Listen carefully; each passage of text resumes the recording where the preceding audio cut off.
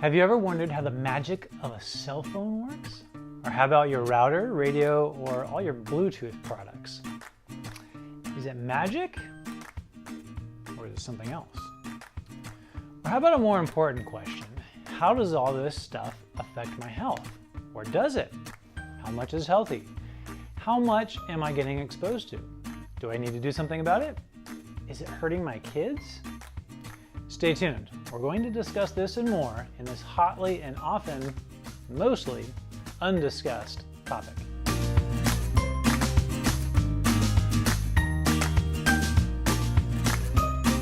What exactly are EMFs and are they harmful to you?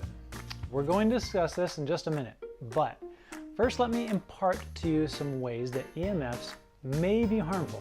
There are a lot of studies that demonstrate some benefits and negative side effects of EMFs. So first, the bad or negative effects of EMFs have been reported to be skin problems, high blood pressure, dizziness, endocrine disruptors, GI issues, anxiety and depression, migraines and headaches, memory issues, tinnitus, speech issues, weakness, irritability, and many, many others.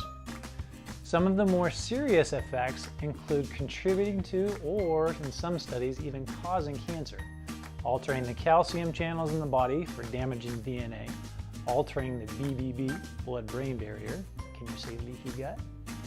Sleep issues, skin issues, fertility problems, and weight gain. Yep, your Wi-Fi might be making you fat.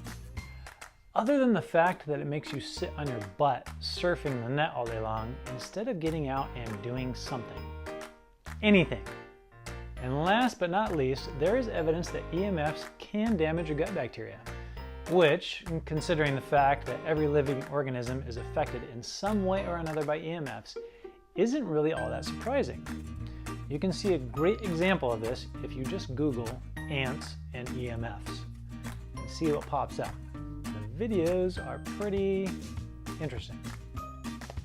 So it seems to me that just about every condition I see in my office can at least be influenced by EMFs. Not caused, but influenced. Now don't get me started on EMFs in kids. Kids are more sensitive and susceptible to everything, so why would EMFs be any different? I don't know. Yet many parents use electronic devices as a babysitter, entertainer, educator, or best friend for their child. So knock it off. EMFs stand for electromagnetic fields, or frequencies. Here's a diagram of what the different types of wavelengths fall. Now let me be clear, I am not here to convince you that EMFs are bad. I love my phone and my technology. In fact, many different types of EMFs are often touted to be as healing, such as PEMFs, that are supposed to work with your body's natural EMF frequencies and speed healing. In fact, these PEMF machines are even FDA approved for certain conditions, such as increasing your bone healing after fractures, depression, and migraines, just to name a few. Very interesting. But we're not talking about PEMFs. We're talking about EMFs and if they are harmful to you or not. Again, I'm not going to try to convince you that they are bad or not. To be honest, I'm not an expert and I can't say for sure. But what I can say for sure is that I'm not convinced of their safety. And neither is most everyone else when it really comes down to it. They just won't say it. Out loud anyway. But take a look at this. Here are some screenshots from some really big companies.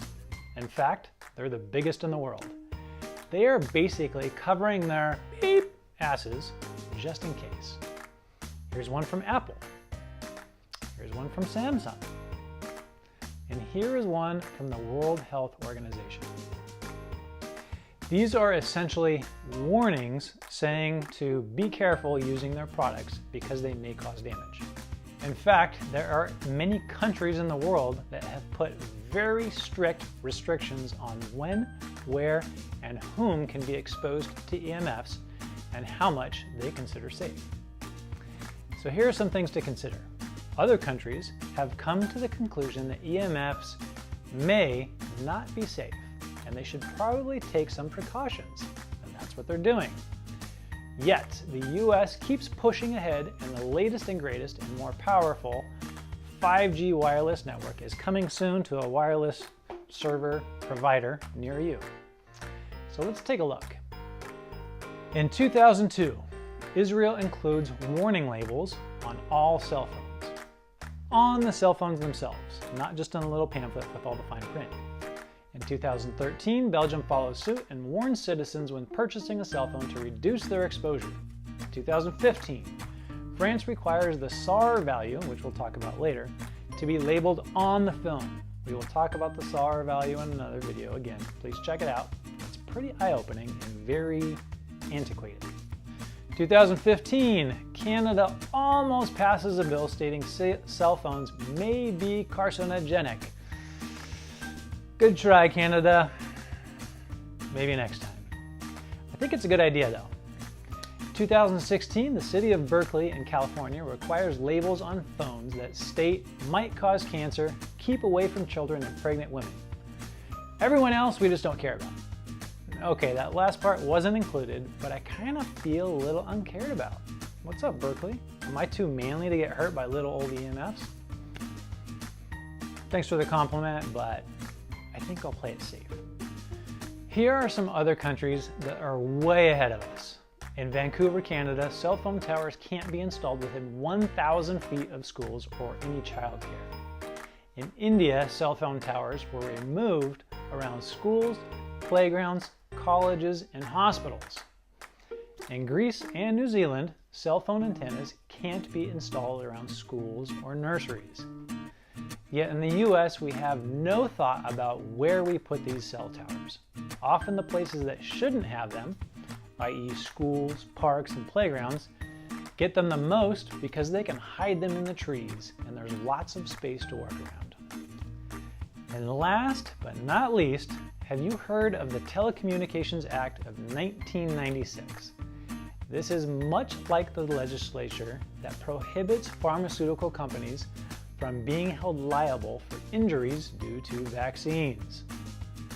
It basically says that they are not held liable for health injuries as a result of EMFs, and that no health or environmental concern can interfere with the placement of telecom equipment or cell phone towers and antennas. That seems a little scary to me, but hey, what do I know? So there you have it. Some of the not super specific reasons why it may be time to rethink the whole EMF cell phone issue. It's not as benign as you think.